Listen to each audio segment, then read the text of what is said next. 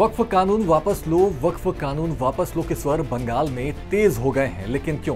क्या कोई बड़ी साजिश रची जा रही है या फिर इस साजिश की शुरुआत बंगाल से की जा रही है, या 2026 में होने वाले विधानसभा चुनाव से पहले वोट बैंक को साधने की तैयारी चुनाव में की जा रही है? दरअसल हम ऐसा इसलिए कह रहे हैं क्योंकि जब से वक्फ संशोधन विधेयक पर देश की राष्ट्रपति द्रौपदी मुर्मू ने अपनी मंजूरी देकर इस विधेयक को कानून बनाया है, तब से बंगाल में इस कानून को लेकर हिंसा तेज हो गई है। ऐसा लग रहा है कि पश्चिम बंगाल की मुख्यमंत्री ममता बनर्जी का समर्थन दंगाइयों के साथ है, क्योंकि सीएम ममता के बयान तो ऐसे ही हैं जो हिंसा को कम करने की जगह उनमें घी डालकर इसे और भड़काने का काम कर रहे हैं। डीडी ने तो इसे केंद्र का कानून बताते हुए बंगाल में इसे लागू नहीं करने का ऐलान भी कर दिया है। लेकिन इस बीच एक रिपोर्ट के मुताबिक जो एक बड़ी खबर सामने निकल कर आ रही है वो है बंगाल में एनएसजी की एंट्री। कैसे बंगाल में हो सकती है एनएसजी की एंट्री? एनएसजी की एंट्री से वहां क्या कुछ फेरबदल देखने को मिल सकता है, बताते हैं आपको इस रिपोर्ट में।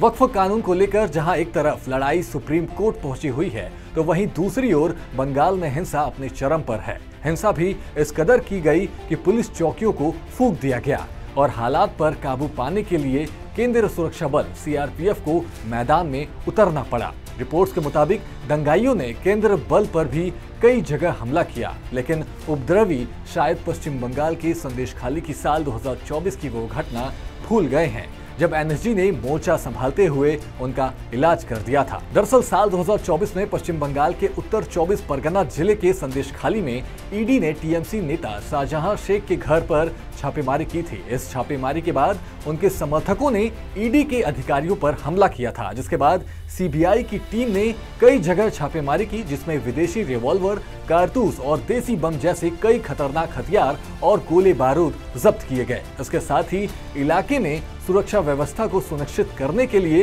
राष्ट्रीय सुरक्षा गार्ड यानी एनएसजी की टीम को तैनात कर दिया गया था। बहरहाल बंगाल में हो रही हिंसा सबको परेशान कर रही है। इसी बीच मुर्शिदाबाद में हुई हिंसा को लेकर उत्तर प्रदेश के सीएम योगी आदित्यनाथ ने भी कड़े शब्दों में अपनी बात रखी। आइए सुनाते हैं क्या कुछ कहा सीएम योगी ने। आप देख रहे होंगे बंगाल जल रहा है, वहां की मुख्यमंत्री चुप है, दंगाइयों को शांति दूत कहती है। अरे लातों के भूत बातों से कहां मानने वाले हैं? लेकिन सेकुलरिज्म के नाम पर इन लोगों ने दंगाइयों को दंगा करने की पूरी छूट दे रखी है।